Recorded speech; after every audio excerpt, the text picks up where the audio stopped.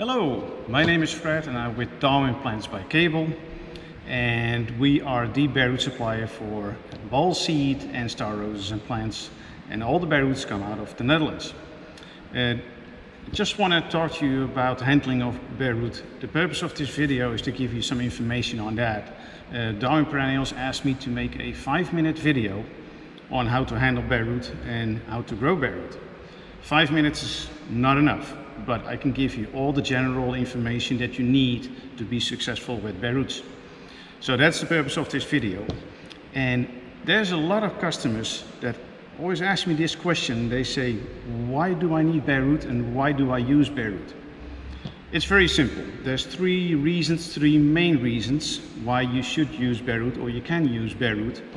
And number one is it's a very strong plant and it has a lot of energy. As you can see, there's roots, there's an eye, and there's so much energy in these roots that they will perform and that they will grow nicely the first year because of the energy in the roots. Then secondly, all the roots are vernalized, which means that they will bloom the first year. That's a plus because not all the perennials in other forms will bloom the first year. Bare root perennials will do that.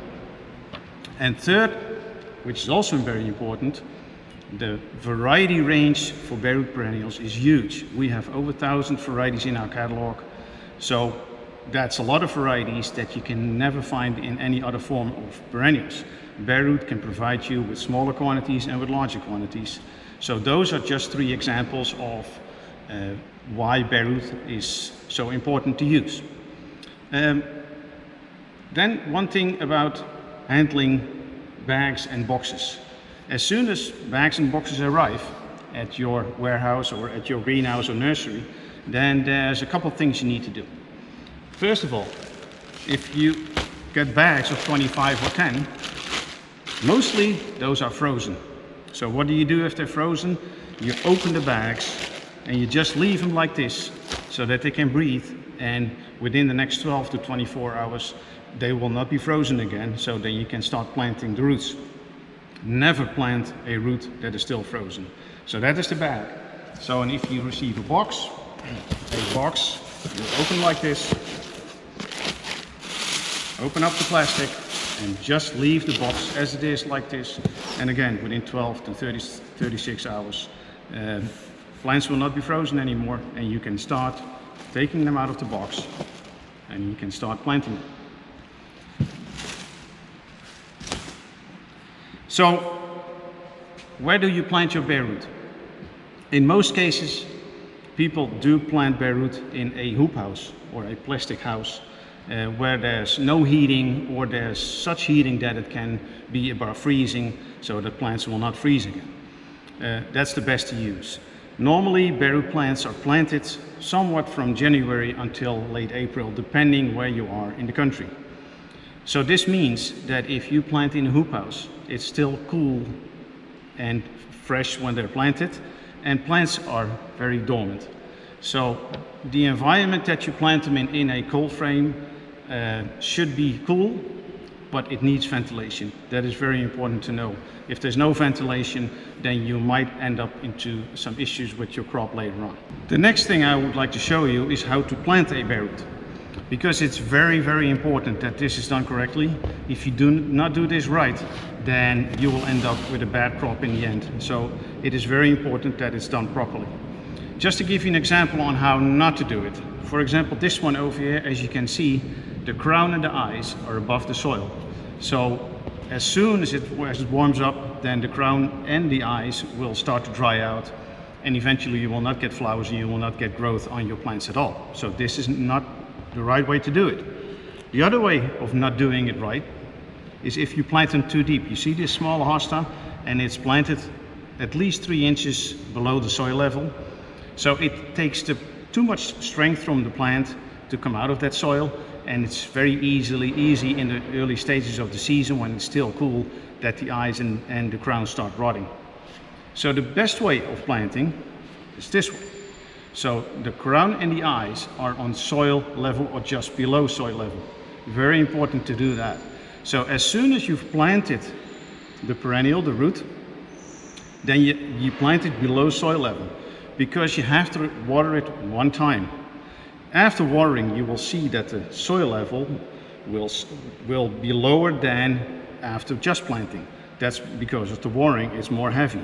Then usually this is what happens again. So you don't want that. So you plant it below soil level, that after watering you should be able to see, or just with soil level, some ice, and the crown is a little bit below soil level. That is the perfect way to do it. If during the season, after a couple of weeks, you see that the soil level has been going down again, so that you end up with this again, just add some soil to it.